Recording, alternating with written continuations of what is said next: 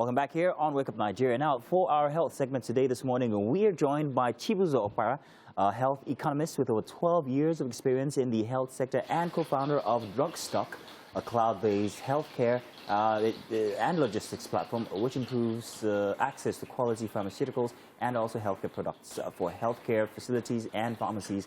He's here to speak on proper methods of storing oral medication, which I don't think you guys have considered lately. You're welcome. Good to have you here. Thank you very much. Nice. Great to be here. First of all, before we get to talking about storage and drugs, I wanted to know, as a pharmacist, are you getting people complain more recently, maybe in the past 2 weeks, of itchy throats, a bit of a flu-like symptoms and stuff like that? Has that been happening? So, I think the first thing to point out is that there's always been the flu, and itchy throats, that sort of thing, usually point towards an upper respiratory tract infection. But one thing, because of all the COVID awareness, people often forget that, you know, we've always had the flu. In fact, it was, for people with kids, it's kind of normal to have the flu run through once a month in most households. Okay. So that's perhaps what people are experiencing now. Yeah, especially because of our heightened awareness. We're like, it could be, okay, yeah, I get it. So let's talk about drugs and storage. Tizzy asked me from before the start of this segment, where do I store my drugs? And I said, I store them on the dining table. Most people don't really consider storage for drugs. They just put it anywhere. The last place they use it is often the place you'll find it the next time they need it. But what should we consider when it comes to storage for oral drugs? So I think the first thing to consider is that these things are actually chemicals. They're actually poisons, and they're supposed to be taken within a certain band of the climate adjusted storage factors. Say, for instance, you need to consider things like temperature, you need to consider things like humidity, you need to consider things like even light hitting the the drugs. Light? Yeah, some drugs react to light, and so you notice there's a reason why some drugs are stored in brown bottles or stored in like aluminum packs and things like that, so light can pass through. So when you're storing a drug, it's important to replicate the conditions that make the drug last longer in its active form. If you would, for instance, put the drug on a table and your house gets extremely warm beyond 25 degrees Celsius, you know, tending towards upward, you should remove the drug from that part. Yeah, you should consider things like children's access to the drug, because if you know, children, especially at the toddler age, they take anything and put in their mouth. So you want to have the drugs in children protective caps or places where they can't reach them. You shouldn't also mix your drugs. For our older parents and uncles and aunts, sometimes, you know, they just bundle everything together and then they find out that, oh, I'm taking the blue one instead of the red one, and it's like, how many am I supposed to take? And then it's like, after a month, you're like, you finished your medication that was supposed to be for 3 months. So things like that are things you should consider. Ideally, you know, there are bands of temperature.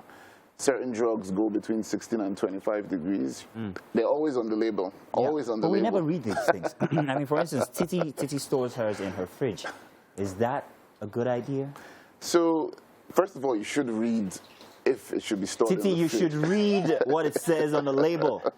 Okay, but go on. And then even when you do store it in the fridge, pick the middle compartments, because when you store close to the freezer or in the freezer, sometimes they form crystals inside, and that is also bad for the long-term viability of the medication. You know, so it's very simple things, usually on the label, but these things typically lead to the drug lasting longer or not, or being useful.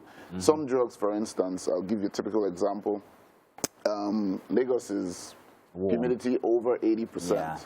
When you leave it in the open, some drugs, a lot of the time, absorb moisture, and they're chemicals, right? So they start to react, which means they start breaking down before you use them. And all these sorts of things are... So what happens when it's broken down already to different forms? What are the effects on the human body? So usually, at the time the drug is prepared for your consumption, it's put in the most useful form to your body, in the most optimum form to your body.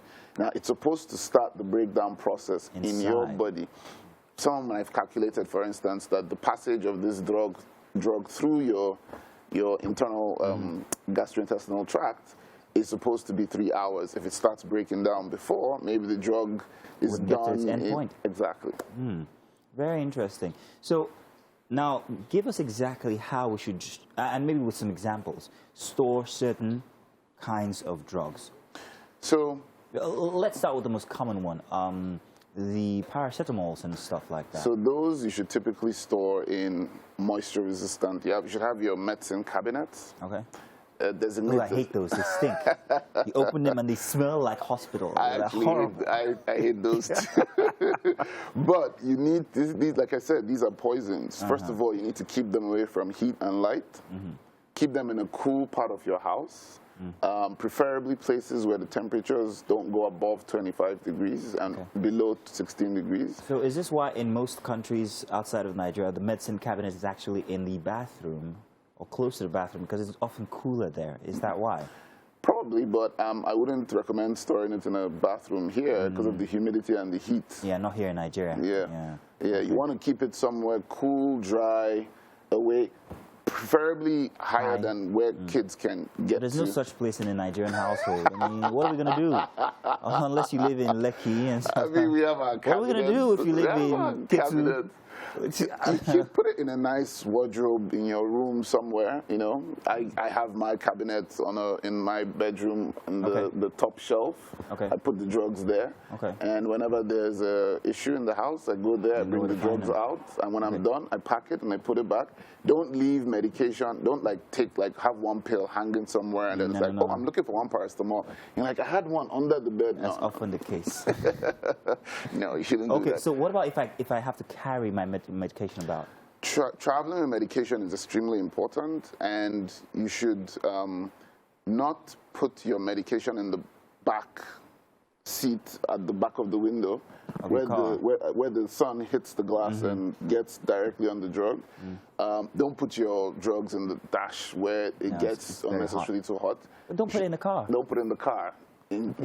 So if I have them in my purse, are they safe? Are they okay? They're safe. I mean, it's travel, right? You travel with them. When you get to your destination, you bring it out. You have to bring it out. And put it somewhere cool and dry. Okay. Wow. These are very interesting things to consider, and we want to thank you very much for actually bringing this to notes. I'm sure that everybody can find him. You're a drug stock without the K. So if they have questions, they can ask you. So I'm very, very sure. Thank you very much for bringing this to light. I'm going to go home, sweep through the dining table, the coffee table. I think I have some my drawer next to the bed. I've got it all over the place. Expiry dates are important. Yeah. In fact, you know what? We're taking everything out today, and we're getting only new ones and storing them properly. Thank you very much. It's good to have you here. We really learned something, and surely you did as well. Do stay tuned. We've got more coming your way inside of Wake Up Nigeria. My name is Mazino Appeal. We'll be right back.